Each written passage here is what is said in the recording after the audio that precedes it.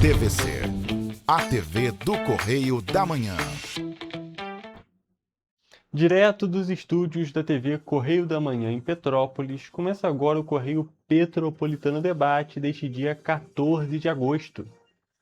E nesta edição, Polícia Civil identifica vítimas de grave acidente de ônibus na BR-040. A audiência aponta impactos para empreendimento na Montreal, em Petrópolis. Além disso, Cidade Imperial tem 63 oportunidades de trabalho disponíveis até a sexta-feira.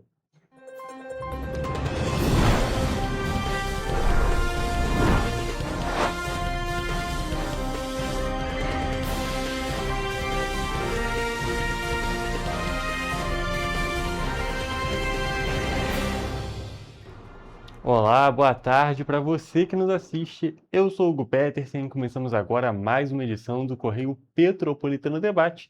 Nesta terça-feira, dia 18 de agosto, uma pequena correção. Começamos agora a segunda edição desta semana, segundo dia útil desta semana. E olha só, gente, nós começamos a nossa edição de hoje com uma notícia muito complicada, é claro, mais um pouco de informações sobre aquele grave acidente que aconteceu na BR-040, aquela tragédia. Isso porque as 10 pessoas que morreram no acidente com ônibus na BR-040, aqui em Petrópolis, já foram identificadas.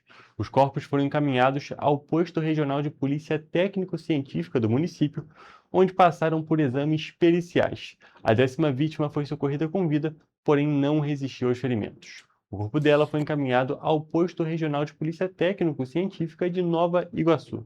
Vale lembrar que o acidente aconteceu na madrugada deste domingo, na descida da serra. Vamos conferir mais informações.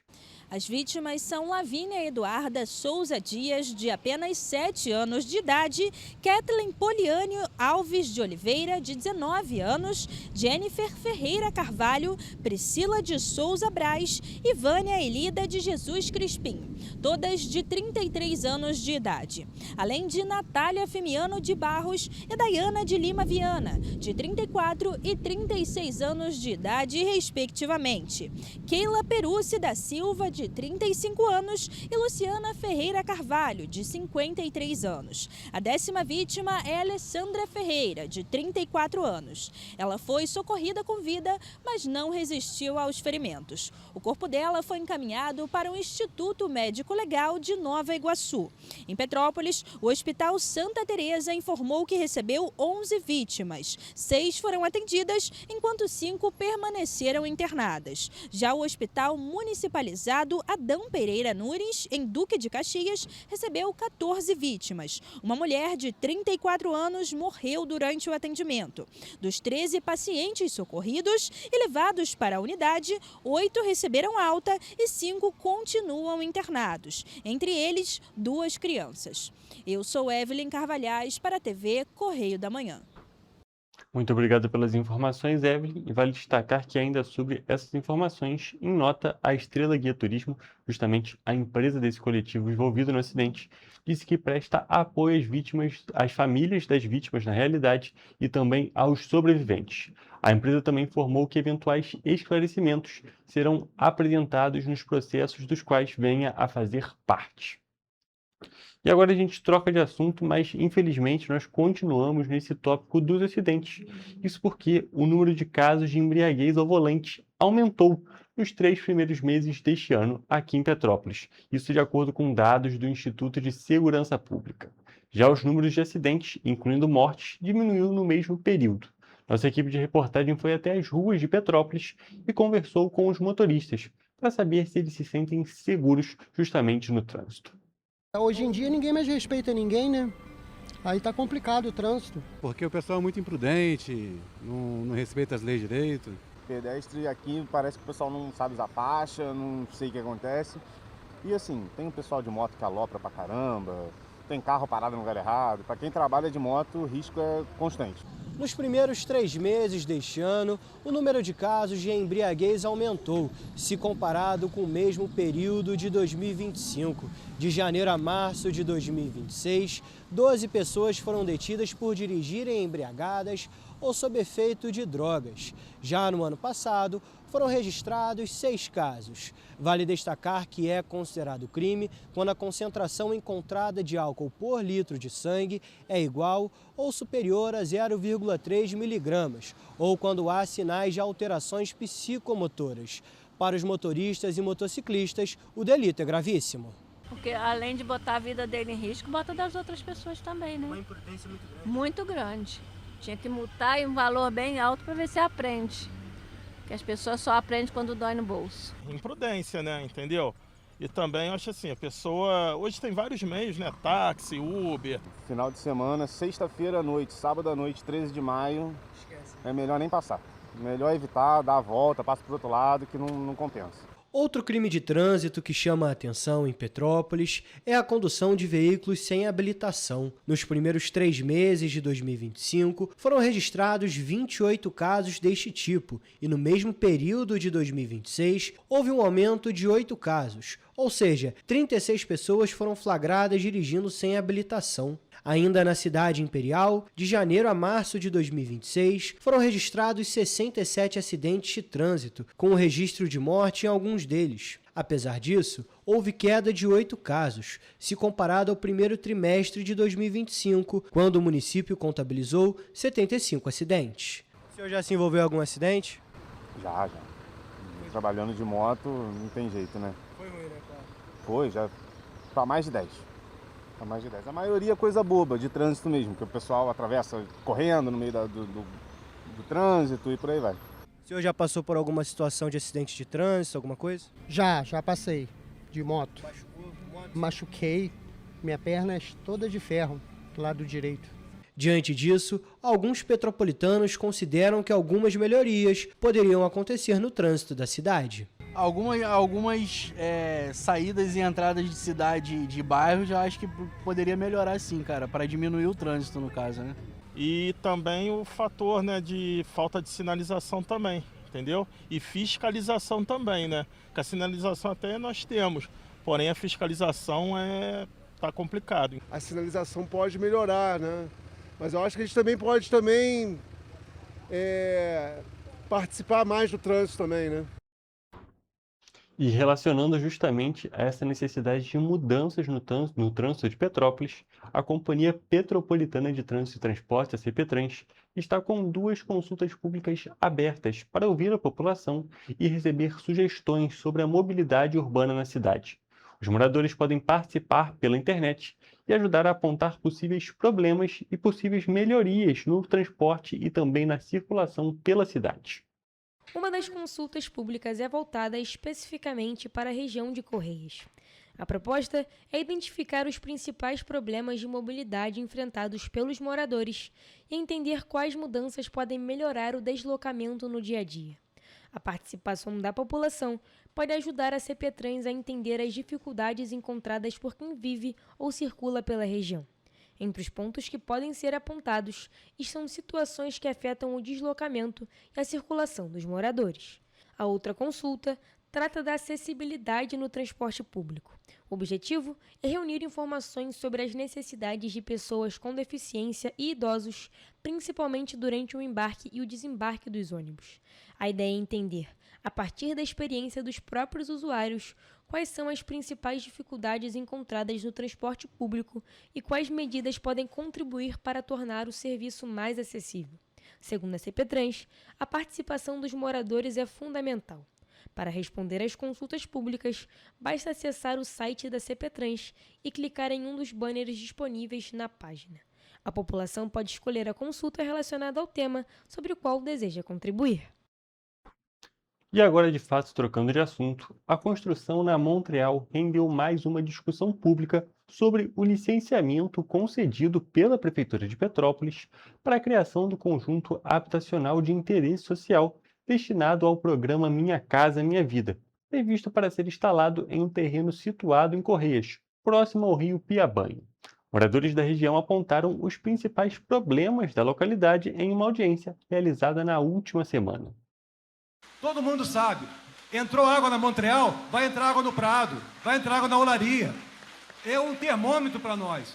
Os moradores da região de Correias, em Petrópolis, apontaram que se sentem invisibilizados. Segundo eles, o poder público não apresentou um estudo técnico de impacto com a nova construção de um conjunto habitacional destinado ao programa Minha Casa Minha Vida, projeto previsto para ser executado na região da antiga Montreal. As pautas foram apontadas durante uma audiência pública realizada na última semana e organizada pela vereadora Gilda Beatriz. Se esse empreendimento se preocupar com os moradores, vai fazer o quê? Vai aterrar, porque ali é alagável.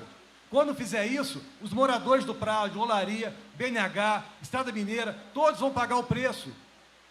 Quem tem que controlar isso é o poder público. A comunidade aqui, quando sai essa chuva assim, já fica logo pensando, será que vai dar enchente? Será que eu vou perder tudo outra vez? Então, gente, isso aí é para a gente começar a pensar. A vereadora Gilda Beatriz relatou que a comunidade marcou as datas das enchentes históricas nas paredes e muros como uma forma de mostrar até onde a água alcançou na região. Altura de água, mais de 2 metros, sabe? Só quem vive ali sabe. As pessoas estão muito preocupadas e com razão. Eu quero dizer que eu não sou contra empreendimento imobiliário, eu sou contra empreendimentos imobiliários que não são escutados, que não têm impacto viário, que não têm impacto do estudo de vizinhança. Esses aspectos também já foram apontados por instituições ambientais. O Comitê Piabanha já havia recomendado a suspensão de licenciamentos de grandes empreendimentos em Petrópolis até que sejam revisados o Plano Diretor Municipal e os demais instrumentos de planejamento e controle urbano. Em função dos últimos desastres de Petrópolis e das últimas inundações de Correias, que se faça uma paralisação de todo e qualquer licenciamento no município. Nós precisamos de um plano diretor atualizado, aprovado. Precisamos da lei de uso e ocupação do solo atualizada. E agora, para finalizar a parte petropolitana de notícias, nós vamos para uma notícia justamente para quem está em busca de trabalho. O Balcão de Empregos da Prefeitura de Petrópolis está com 63 oportunidades disponíveis até a sexta-feira, dia 21 de agosto. O Balcão de Empregos da Prefeitura de Petrópolis oferece, nesta semana, 63 oportunidades de trabalho. As vagas estão disponíveis até a sexta-feira, dia 21 de agosto, e os candidatos podem realizar o cadastro dos currículos no site da Prefeitura, em petrópolis.rj.gov.br. Entre as oportunidades desta semana estão vagas que não exigem experiência, como atendente, auxiliar administrativo, auxiliar de cozinha, camareiro de hotel, estrategista de marketing, pedreiro, entre outros. As demais vagas que exigem experiência prévia estão listadas em nosso site, correiopetropolitano.com.br. E com essas informações, como já havia adiantado, encerramos a parte petropolitana do programa de hoje. Vamos agora para um rápido intervalo, mas fique por aqui porque só estamos começando.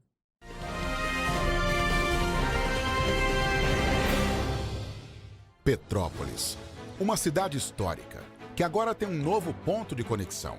O Correio Petropolitano se renovou e leva o que de mais importante acontece na cidade, de maneira mais ágil e acessível.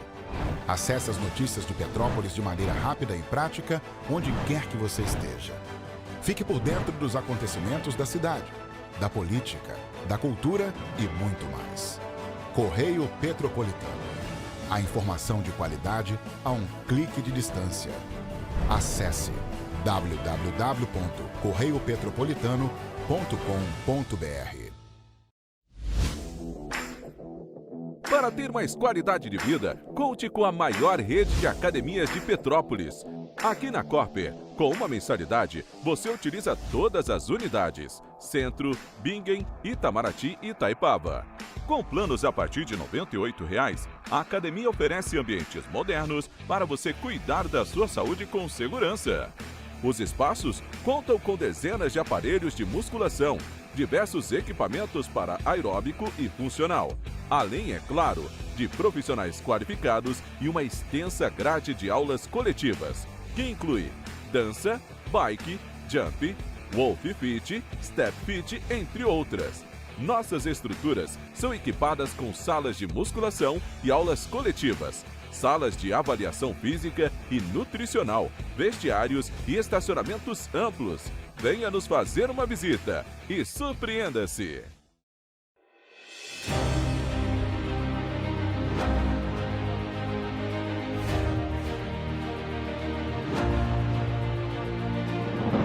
Não é jornalismo de direita, é jornalismo direito.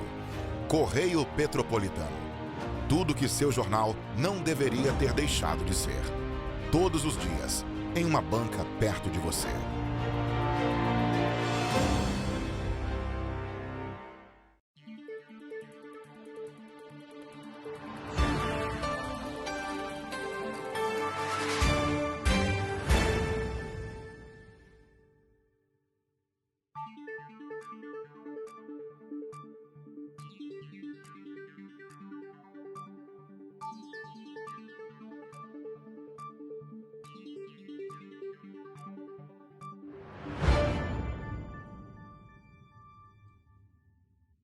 Ensinar inglês na pré-adolescência exige diferentes estímulos no aluno. O curso Kids and Teens a Mais conta com professores especializados que abordam inglês de maneira lúdica e objetiva. Através de 4 módulos, conduzimos os alunos de 9 a 14 anos do nível básico para o avançado, oferecendo total segurança na hora de se comunicar e argumentar em inglês, inclusive ser capaz de realizar futuros exames de certificação. Na Minds English School, você aprende o inglês que te leva longe.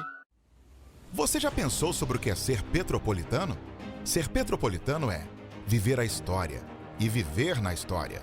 É tratar Dom Pedro II e a Princesa Isabel como vizinhos. Ter uma natureza incomparável e ter um ar serrano que os turistas adoram. É também, às vezes, ter todas as estações do ano em um só dia. Ser petropolitano é se emocionar com os corais e marchar com as bandas marciais.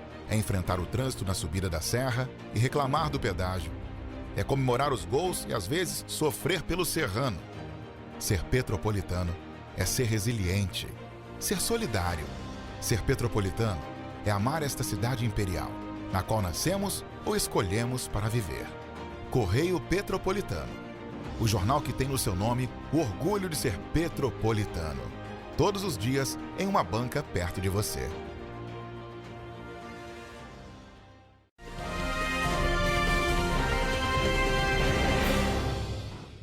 Estamos de volta e olha só, gente, a gravidez é marcada por uma série de mudanças no organismo da mulher e a alimentação também precisa acompanhar essa nova fase. O nutricionista Yuri Viveiros conversou com a nossa equipe e explicou a importância das gestantes terem uma alimentação adequada e acompanhar também o ganho de peso. Apesar de ser comum ouvir que a gestante precisa comer por 2, o aumento das necessidades nutricionais durante a gravidez não significa que está liberado comer qualquer tipo de alimento ou em grandes quantidades. Segundo o nutricionista Yuri Viveiros, uma das principais dúvidas que chegam ao consultório está justamente relacionada às quantidades necessárias para que o ganho de peso aconteça de forma adequada. É um pensamento muito errado. Por quê? Na verdade, ela tem que aumentar a quantidade calórica, a quantidade de nutrientes, mas não necessariamente para 2, porque a gente tem que fazer o ganho de peso controlado. A necessidade de um ser humano adulto é completamente diferente da necessidade de um feto durante a gestação. Mais do que simplesmente aumentar a quantidade de comida, a alimentação durante a gestação precisa levar em consideração a qualidade do que é consumido e as necessidades nutricionais de cada fase. Entre os nutrientes que merecem atenção especial estão o ácido fólico e o ferro. O ácido fólico participa de processos importantes para o desenvolvimento do bebê, enquanto o ferro está relacionado à formação das células do sangue e às necessidades aumentadas do organismo durante a gestação. Outro assunto que ainda gera dúvidas é o consumo de alimentos crus. De acordo com o especialista, não existe uma proibição generalizada de todos os alimentos crus, mas é necessário ter atenção à higienização, e as carnes cruas ou mal passadas, por outro lado, devem ser evitadas. De uma maneira geral, eu sempre recomendo às minhas gestantes evitarem de consumir os alimentos crus, principalmente na rua, né? Então, assim, se for comer em casa, sempre fazendo essa correta higienização. É importante ressaltar que o acompanhamento nutricional também deve considerar a rotina e as particularidades de cada paciente. Além disso, a comunicação entre profissional e gestante é de extrema importância para que as orientações sejam possíveis de serem aplicadas no dia a dia. Algumas gestantes já têm filho, então tem toda uma rotina. Então, muitas das vezes não consegue viver em função da gestação somente, só da dieta, de se cuidar. Então, a gente tem que sempre escutar bastante as necessidades do paciente, de rotina, de horário, e conciliar com o acompanhamento para fazer o ganho de peso de forma mais adequada. Por fim, o nutricionista reforça ainda que a gestação não deve ser encarada como um período de restrição alimentar extrema, mas também não significa que todos os alimentos estejam liberados. O equilíbrio entre quantidade, qualidade e necessidades individuais é fundamental para uma alimentação adequada durante essa fase. Como que a gente consegue conciliar isso dentro da alimentação saudável? Super normal. Nessa fase do desejo, é super natural, come o que tiver vontade de comer, obviamente sem exageros, e retorna à sua alimentação normal assim que possível. E vamos agora para a nossa previsão do tempo.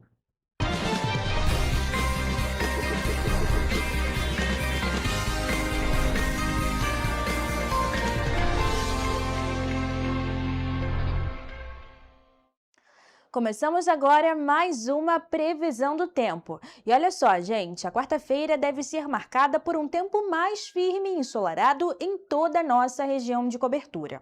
O sol aparece na maior parte do dia, mas ainda há previsão de névoa e nevoeiro nas primeiras horas da manhã. Em algumas cidades, o nevoeiro também pode voltar a aparecer durante a noite. Com a presença do sol, as temperaturas sobem ao longo do dia, deixando a tarde mais quente.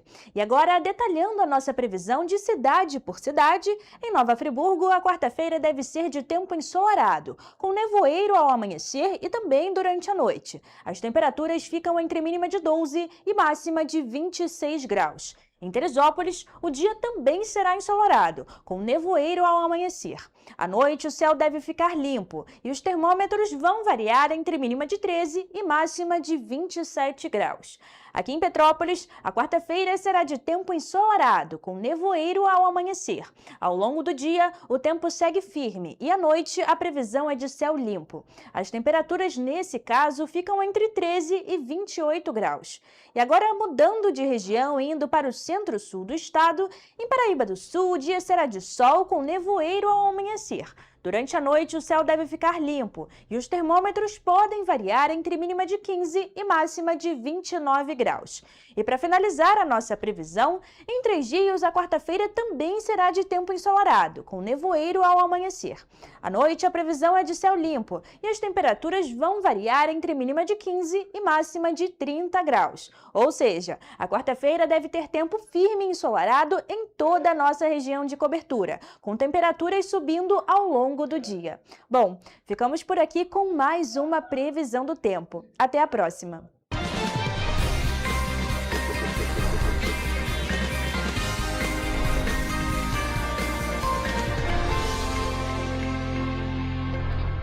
Muito obrigado pelas informações, Evelyn. E olha, para minha tristeza e para dela também, pelo menos até o momento, nós temos previsão de chuva para o sábado e para o domingo.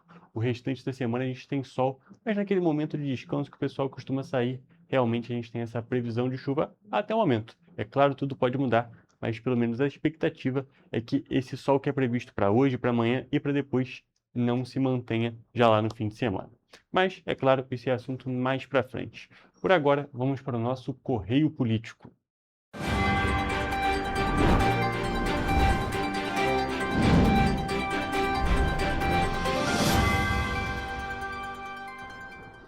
E é claro, gente, que o nosso Correio Político de hoje é muito focado nessa questão eleitoral. Isso porque o Brasil tem um eleitorado cada vez mais velho, segundo o levantamento do Instituto Nexus, com base em dados do Tribunal Superior Eleitoral, o TSE.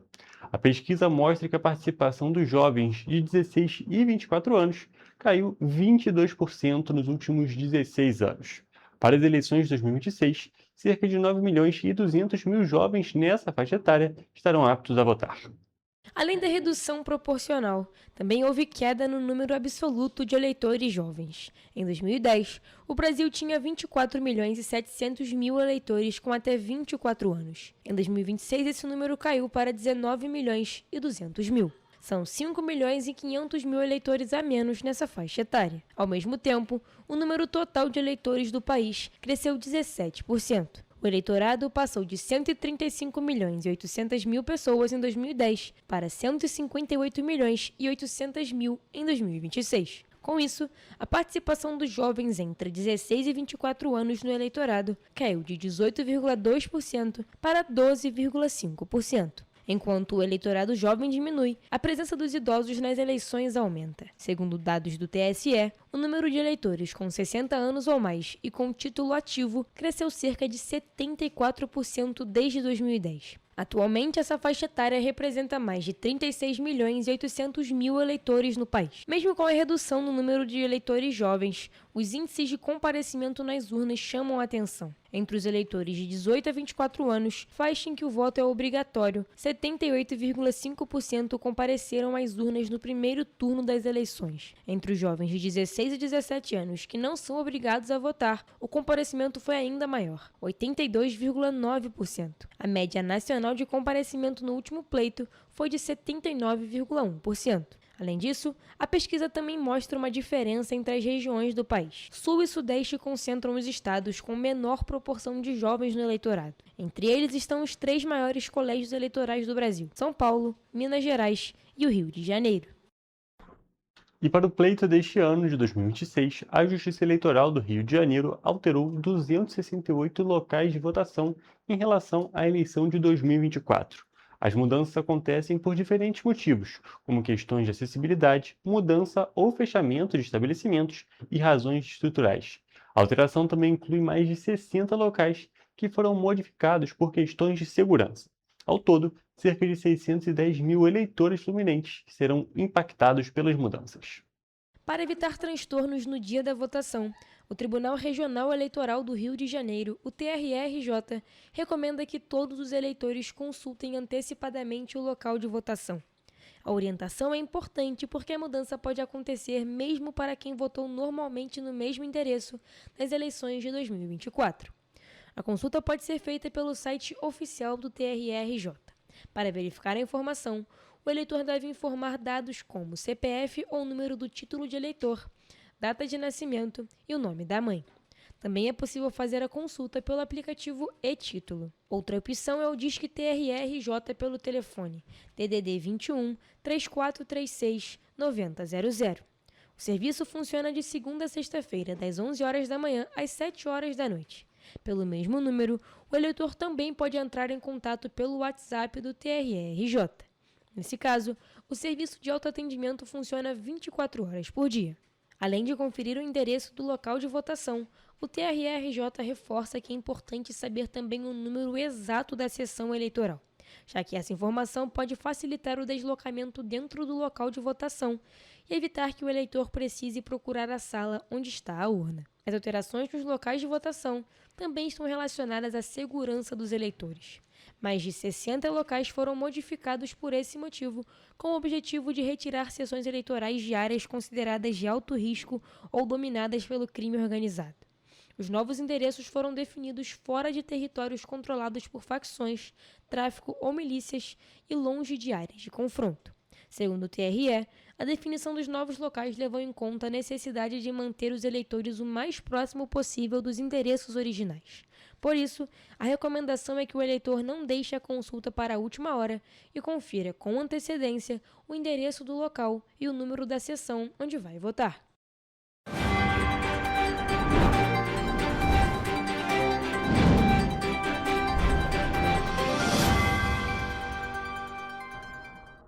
E agora, trocando de assunto e voltando no tópico da oportunidade, o governo do estado do Rio de Janeiro divulga nesta semana quase 2.700 oportunidades de emprego formal, estágio e jovem aprendiz. Existem oportunidades nas regiões metropolitana, serrana e também na Médio Paraíba. São 936 oportunidades com carteira assinada. Para quem busca estágio ou jovem aprendiz, há 1.755 vagas. A região metropolitana oferece remuneração de até 2 salários mínimos para a função de babá em Campo Grande, bombeiro hidráulico em Botafogo, cozinheira na Barra da Tijuca e auxiliar de marceneiro em Jacarepaguá. Na mesma região, também há oportunidades com remunerações idênticas, tais como auxiliar de cozinha, camareira de hotel, vendedor pracista, todos sem exigência de experiência. Para pessoas com deficiência, são 75 vagas para diferentes funções e remunerações. Na região do Médio Paraíba, foram divulgadas 14 oportunidades com remuneração de até 2 salários mínimos. Já na região serrana, 84 vagas com remuneração de 1 a 2 salários mínimos para a posição de auxiliar de limpeza, garçom, auxiliar de produção, entre outros.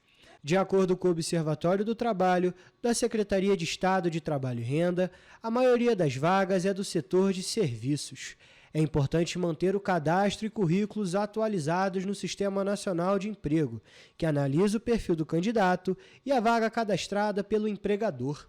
Para se inscrever ou atualizar o cadastro, é necessário ir a uma unidade do Cine com os documentos de identificação civil, carteira de trabalho, PIS, PASEP, NIT, NIS e CPF. O endereço das unidades e os detalhes de todas as vagas oferecidas podem ser encontradas no painel interativo de vagas. Uma parceria entre a Secretaria de Estado de Trabalho e Renda e as instituições Fundações Moody's e CIEE resultou na oferta de estágios para diferentes níveis de escolaridade, além de oportunidades para jovem aprendiz. A Fundação Moody's oferece nesta semana 200 vagas de estágio nos níveis superior, médio e técnico. Para se candidatar, basta acessar moodys.org.br. Já o CIEE oferece 1.555 oportunidades de estágio para diferentes níveis de escolaridade e oportunidades para jovem aprendiz. As informações mais detalhadas podem ser obtidas no site do CIEE. E com essas informações, nós encerramos a parte de notícias do programa de hoje. Então agora vamos para um rápido intervalo. Mas antes disso, quero fazer um convite para vocês. Entrem lá no Instagram, pesquisem @TV Correio da Manhã e @Correio Petropolitano. As duas páginas já estão aparecendo aqui embaixo para vocês. E acompanhem todas as notícias em primeira mão, é claro, sempre disponíveis para você. E é claro, você pode também entrar lá no nosso YouTube, só pesquisar TV Correio da Manhã e acompanhar essa e todas as outras edições do Correio Petropolitano Debate, seja na hora que está acontecendo ao vivo ou também depois, caso você tenha perdido. Agora sim, vamos para um rápido intervalo e daqui a pouquinho você acompanha uma entrevista.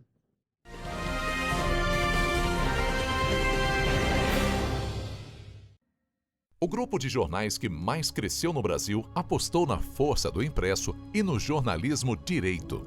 Em setembro de 2025, o Grupo Correio da Manhã completa 6 anos de uma trajetória marcada por coragem, compromisso e credibilidade. Resgatamos a história do jornal mais importante do Brasil no século XX e hoje somos protagonistas da nossa história no século XXI. Acreditamos na responsabilidade de colocar a informação correta no papel. Enquanto o mundo digital muda a cada segundo, o jornal impresso permanece como referência de verdade e confiabilidade. Contamos com 4 parques gráficos próprios, no Grande Rio, em Volta Redonda, no Núcleo Bandeirante e em Areal.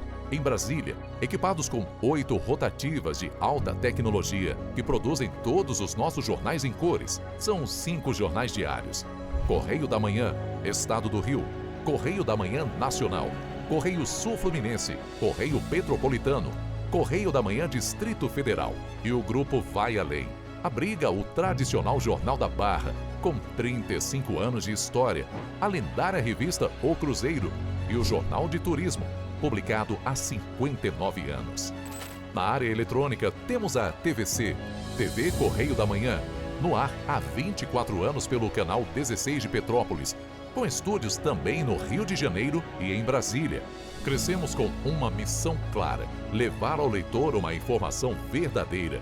É o jornalismo direto e direito, um jornal que respeita a política e é respeitado pelos políticos. Nossas páginas e plataformas reúnem um time de jornalistas e colunistas de peso: Fernando Molica, Rodolfo Lago, Thales Faria, Cláudio Magnavita, Ricardo Cravo Albim, Rui Castro, Alexandre Garcia, Aristóteles Drummond, entre outros nomes que ajudam a construir a credibilidade da nossa marca. São 4 redações integradas e um conteúdo cada vez mais ampliado no meio digital. Grupo Correio da Manhã. Informação com tanta credibilidade que é impressa todos os dias.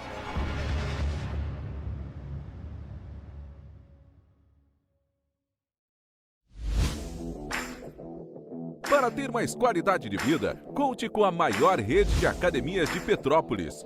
Aqui na Cooper, com uma mensalidade, você utiliza todas as unidades: Centro, Bingen, Itamaraty e Itaipava. Com planos a partir de R$ 98,00, a academia oferece ambientes modernos para você cuidar da sua saúde com segurança.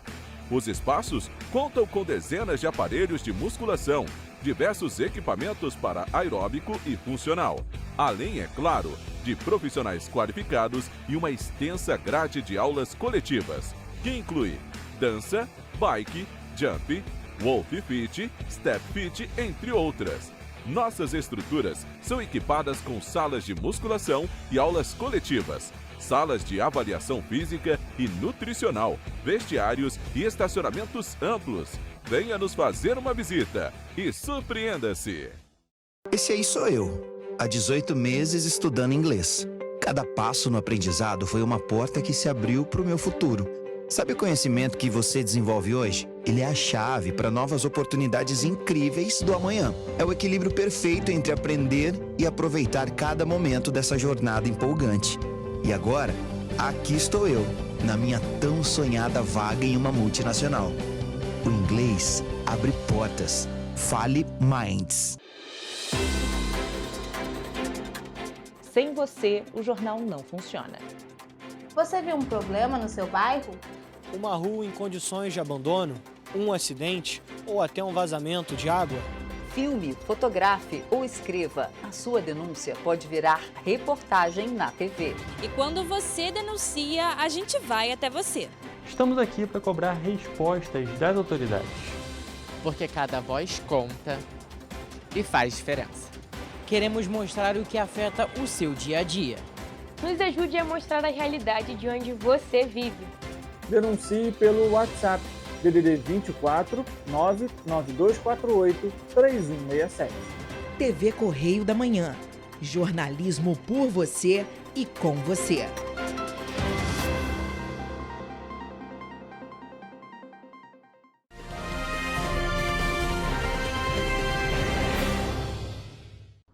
Estamos de volta com o Correio Petropolitano Debate e dessa vez estamos aqui ao vivo com o André Cardoso, que veio conversar um pouco com a gente sobre a Escola de Música Santa Cecília, mais especificamente sobre o acervo histórico, justamente desse espaço que é tão importante para a cultura da nossa cidade. Tudo bem, André? Boa tarde, seja bem-vindo. Muito obrigado, Hugo. Prazer estar aqui com vocês.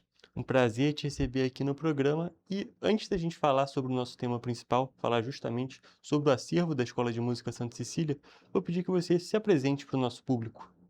Muito bem, eu sou André Cardoso, professor da Escola de Música da Universidade Federal do Rio de Janeiro, sou vice-presidente da Academia Brasileira de Música. Perfeito, André. Hoje a gente veio conversar especificamente sobre essa questão histórica da Escola de Música Santa Cecília, um tópico que nós tanto destacamos aqui, da importância dela, mas hoje a gente vai falar de uma questão mais documental, justamente do acervo dessa Escola de Música. Queria que você explicasse para a gente o que é e o que está presente nesse vasto acervo da Escola de Música.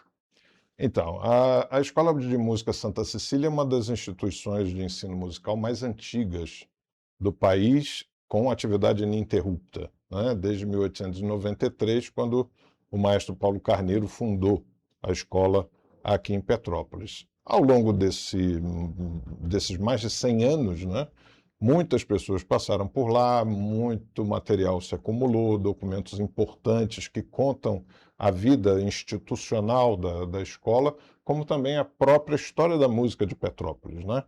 Tem lá o acervo do próprio maestro Paulo Carneiro, com vários manuscritos musicais, alguns do século XIX ainda, de outros compositores que passaram pela escola. Então, essa documentação precisa estar preservada, né, disponibilizada para pesquisadores, para musicólogos que queiram e que tenham interesse nessa documentação. Ou seja, é a própria história da música da cidade ali representada naqueles documentos, né? Sem dúvida nenhuma, é um ponto importantíssimo de ser destacado e é muito importante todo esse trabalho que está sendo realizado justamente para a conservação da nossa cultura, conservação da nossa história, falando especificamente aqui de Petrópolis, falando da cidade como um todo e, sem dúvida nenhuma, a preservação da memória desses diversos artistas, desses diversos músicos que passaram justamente pelo espaço, pela escola de música. E, professor, eu queria te perguntar uma coisa específica sobre a questão da importância da digitalização desses documentos. Porque, claro, existe o trabalho de preservação física, mas esse processo da digitalização, ele consegue ajudar na ampliação do acesso, não é mesmo? Não, com certeza. A história não vive sem a preservação da memória, né? E a preservação da memória precisa dos documentos, né? Quer dizer, o conteúdo dos documentos é importante para que as pessoas conheçam a história. E a preservação desses documentos é fundamental, né? Como eu falei, tem documentação lá do início, da inauguração da escola, obras do maestro Paulo Carneiro, antes mesmo dele fundar a escola, antes mesmo de vir para Petrópolis, obras da década de 1870, 1880, né? Então, hoje, para você dar acesso facilitado aos pesquisadores, você tem na digitalização um meio de acesso muito mais facilitado. Você, ao mesmo tempo que preserva o documento original, por ele não ficar sendo manuseado o tempo todo, né? Pesquisadores de outros lugares não precisam vir a Petrópolis para consultar os documentos, ou seja, aquele que tiver interesse, né, numa determinada obra, num determinado documento, pode solicitar à Escola de Música Santa Cecília e tem lá o arquivo digital que pode ser enviado. Quer dizer, então você democratiza o acesso a essa documentação, facilita pesquisa musicológica em torno do acervo e, ao mesmo tempo, preserva o documento original. Esse é um ponto bem interessante e é um ganho que a gente tem muito grande justamente com essa parte da tecnologia, porque auxilia nesses pontos que você já trouxe e a questão da ajudar na preservação do documento, que ele vai continuar sendo estudado, mas agora de uma maneira que não vai ser tão incisiva em cima dele em si, vai ser algo à distância, vai ser algo que não vai ser justamente utilizado o documento em si, a parte física dele, é um ponto muito importante e que ajuda ainda mais nessa questão da preservação, não é mesmo? Exato. A gente tem que levar em consideração que o importante do documento é o conteúdo, né? O papel é o suporte físico, né? O acervo da Escola de Música não tem só documentação tem, em papel, né? Ou música, ou parte escrita. Tem, por exemplo, uma grande coleção de fotografias, né? Tem recortes de jornais, quer dizer, tem uma hemeroteca que tem ali o dia a dia, né, das atividades musicais, não só da escola, mas também da própria cidade, né? Concertos que foram realizados, os músicos que tocaram, o repertório que se executava, né? Então, o importante é a preservação do conteúdo. O suporte físico é um, o suporte digital é outro, que a tecnologia nos proporciona o acesso ao conteúdo sem você precisar acessar o documento original. E, professor, um outro ponto que a gente tem que falar é que nós já destacamos aqui muitos dos benefícios justamente de todo esse trabalho. Mas essa questão, esse trabalho de preservação está sendo possibilitado por meio de uma parceria da Escola de Música Santa Cecília, justamente com a Academia Brasileira de Música, não é mesmo? Queria que você falasse um pouquinho de como surgiu essa parceria e da importância dela. Certo.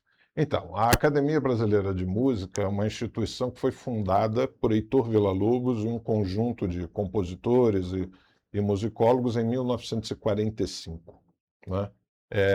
Ela tem por objetivo exatamente o apoio, né, à música brasileira, através de diversas ações, né? A gente tem publicações que fazemos, temos um banco de partituras que reúne composições de diversos compositores do Brasil, de diversos períodos, desde o século XVIII até os compositores contemporâneos mais jovens, que fica à disposição dos intérpretes das orquestras, né, através de aluguel. E uma das ações que a gente tem é exatamente o apoio à preservação de acervos musicais, né, através de parcerias que a gente faz.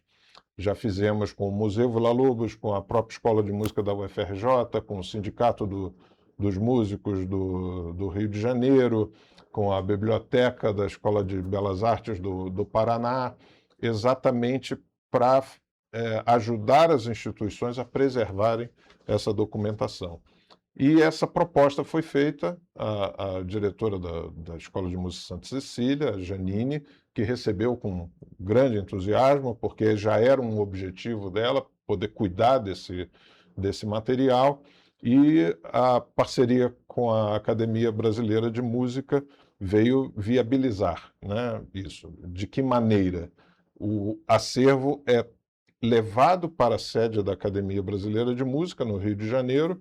Nós temos lá um laboratório de digitalização, um funcionário especializado nesse processo, junto com a nossa bibliotecária.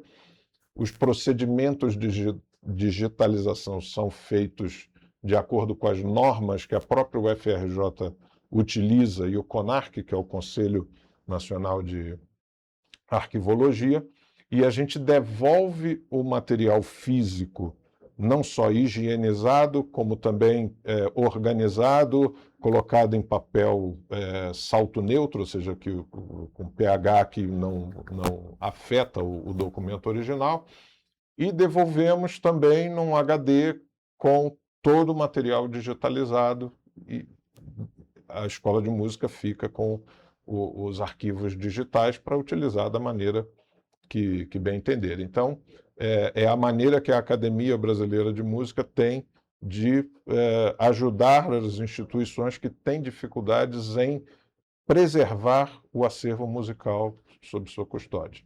E é um trabalho bem interessante da gente destacar, porque ele parte, é claro, dessa ideia do auxílio da Academia Brasileira de Música, e ele gera um ganho total, um ganho justamente para a academia, que vai conseguir preservar esses documentos, e também essas instituições como a Escola de Música Santa Cecília, que tem toda essa facilitação do trabalho, porque é um trabalho que, como você mesmo disse, que a diretora aqui, falando especificamente da Escola de Música Santa Cecília, já tinha um interesse, porém, por motivo ou outro, não conseguiu fazer até o momento. Isso facilita em muito e, é claro, protege ainda mais todo esse acervo histórico existente aqui na cidade.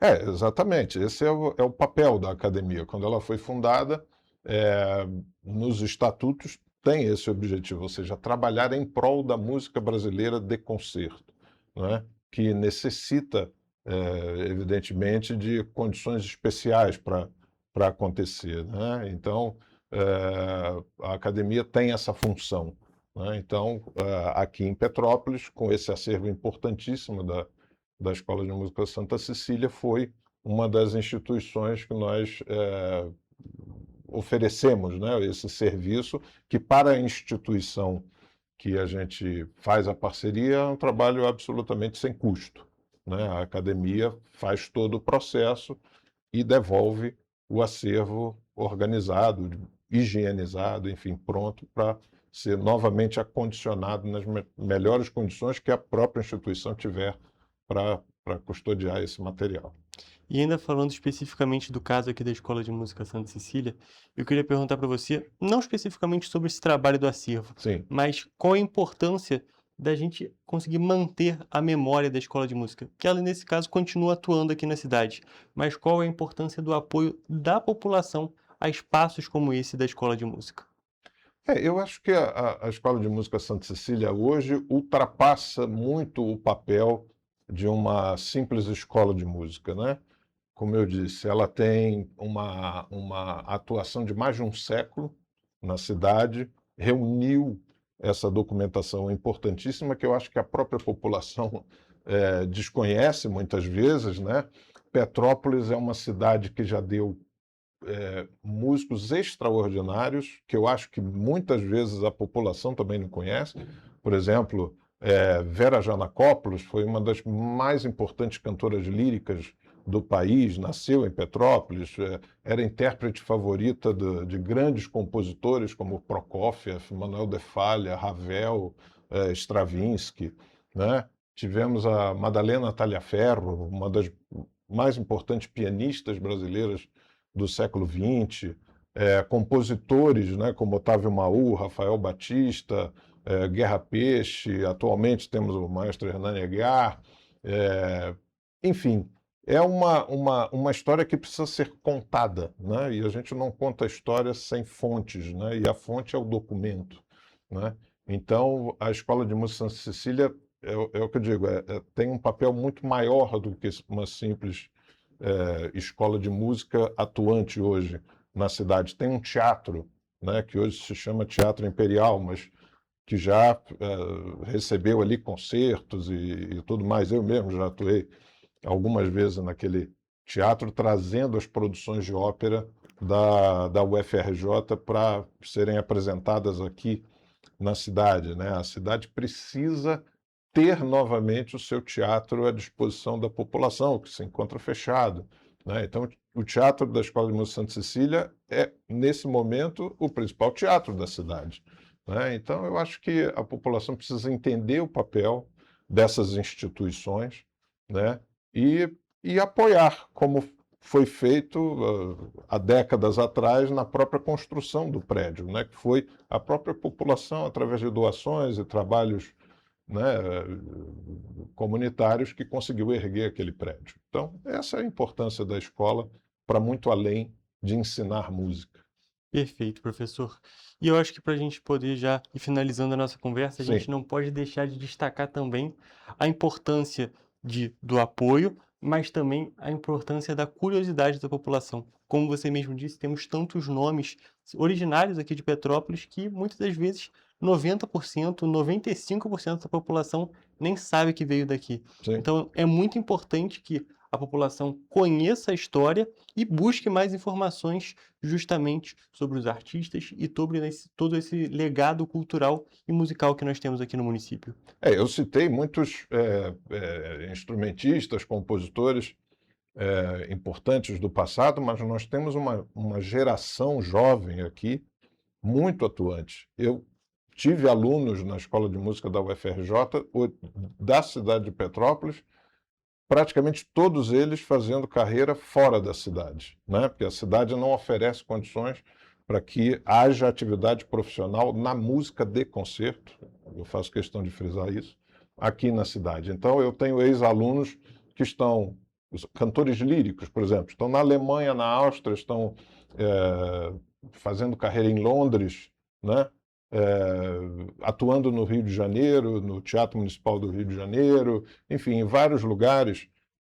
Aqui nós temos instituições importantíssimas, como o Instituto dos Meninos Cantores de Petrópolis, vários são oriundos do Coro dos Canarinhos, tem a UCP, enfim. Mas isso tudo precisa de uma política específica voltada para esse setor, né? Acho que a música de concerto aqui na cidade ainda precisa desse olhar específico que ela necessita, né? Que é uma música que não está, muitas vezes, na mídia, não está no dia a dia das pessoas, né? A gente pega o rádio, quantas estações tocam música clássica? Praticamente nenhuma, né? Então é diferente da música da chamada indústria da cultura, a música do entretenimento, né? Essa música se faz ouvir por alto-falantes, né? A música de concerto, ela precisa do silêncio para se fazer ouvir. Então, só isso a gente já consegue entender a diferença dessas duas práticas musicais, sem entrar no mérito qualitativo de ambas, né?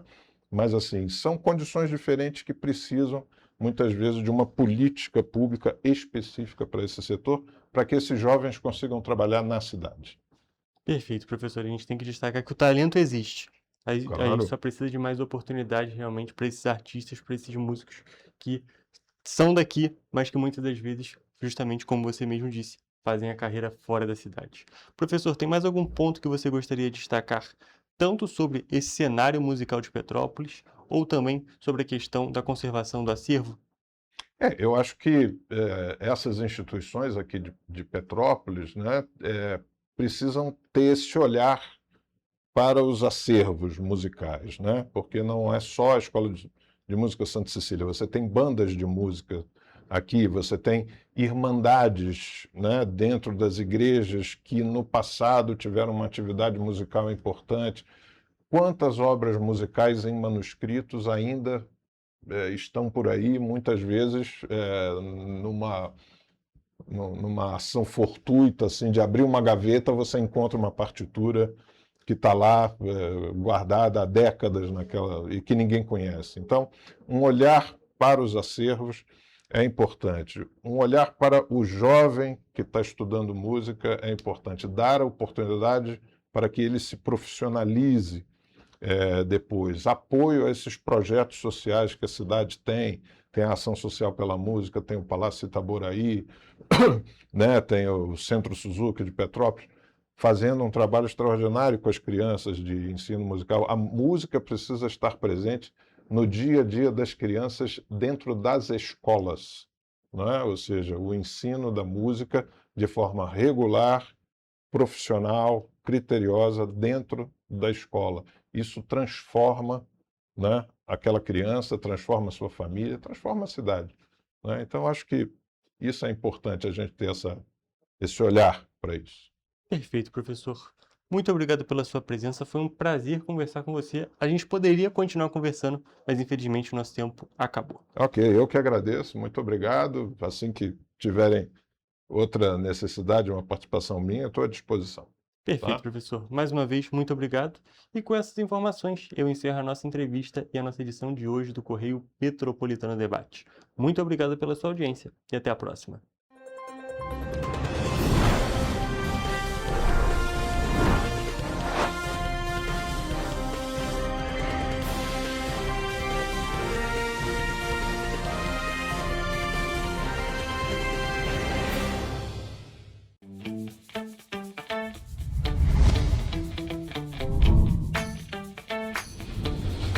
TVC, a TV do Correio da Manhã.